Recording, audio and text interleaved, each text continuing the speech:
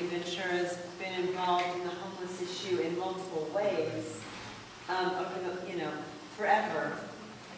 But Lift Up Your Voice, which Beth is working with, really began, Mary, when you talk about doesn't City Council, isn't there a public will?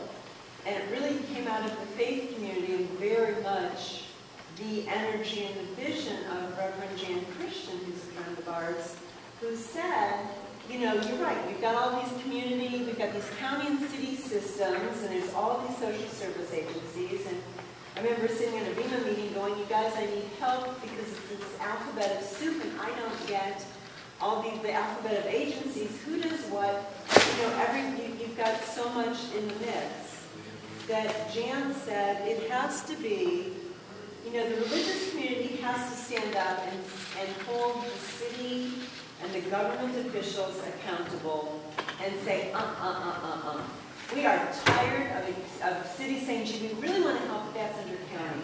And county going, gee, we really understand, we're frustrated too, blah, blah, blah, blah. Meanwhile, 12 people are dying, a year on the streets, we don't have an emergency shelter. So Jan, very much with this vision, created Lift Up Your Voice. And as much as it is that sense of getting homeless people to lift up their voice and tell us what their story is, it was about saying the religious community is lifting up their voice and saying, enough of this. Solve the problem. Here's the political will, and we're telling you, people of faith in this community don't believe that this is an insurmountable problem. And you have to care about it enough, and you have to know this is about our neighbors and not about the derelict who wants to get drunk on the street. We're tired of that image of homelessness. It's something different. So, so much of what Beth has talked about, sadly, or wonderfully, has been programs that have started just in the last 4 or 5 years, very much at the push of the religious community to try to get somewhere.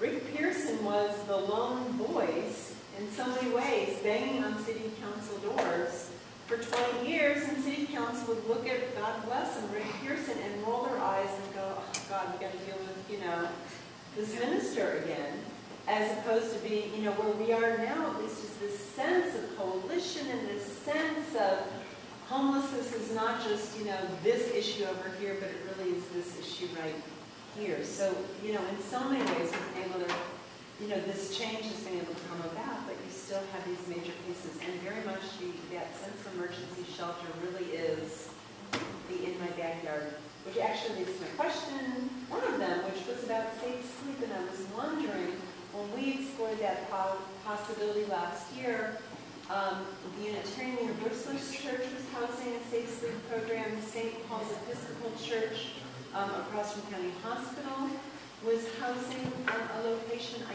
think there may have been a third church, I'm not sure. There's 3 or 4. There were 3 or 4. I was wondering if any more there are just those 2, whether anybody else has been able to succeed. And that so much, we discovered in working with Captain Bill Finley and others, again, is very much a NIMBY problem. And this is up to 5 cars. So, that are in a non-physical place in your parking lot, so then you realize what the problem is about actually a building, something that is permanent in a location that might house, more than 5 people. So, okay, so nothing more. How are we on Conventure? Do we have spaces on our bus for next We are week? actually full with our reservations, and we're taking a backup list. And we're what? Taking a backup list. Oh, backup list. Backup list. Backup list. You say backup bus. I don't think we can overlook that NIMBYism issue. I'm not sure how to resolve it. You may recall many years ago, the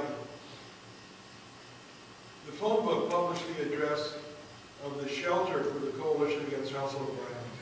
Okay. Yeah, published the address of the shelter, which was an error, of course, but caused great concern that aggrieved husbands might be able to find their wives and children. So that led us, I was on the board of the coalition, led us to try to find alternative locations to build basically a safe house for women and children who have gotten out of abusive relationships. Right. Nondescript. Yeah, nobody would know it's there. Yeah. The cops don't come there. We meet the clients in the restaurant, whatever. And when you talk to individual neighbors, I recall, oh, that's a great idea. My aunt was abused by her husband, and whatever. Yeah.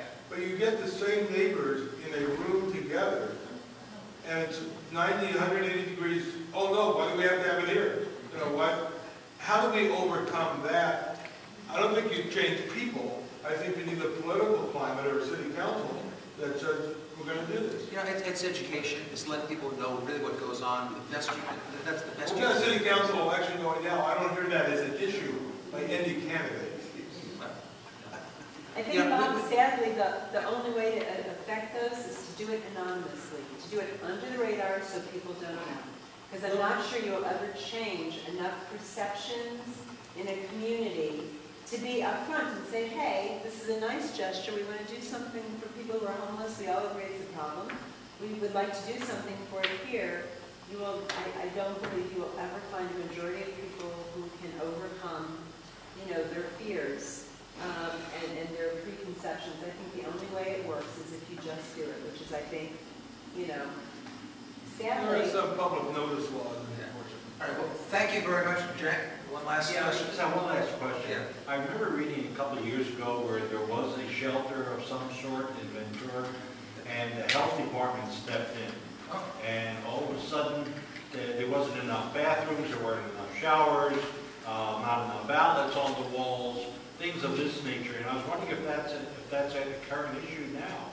No, they have a winter shelter. If that's what there is a winter shelter that rotates between the Armory and Oxnard. Okay, but I remember this was a private shelter. And I don't know about that. The health department. Thank you very much. I realize that probably we should have started this at 3 in the morning to cover this, and I really appreciate you coming out.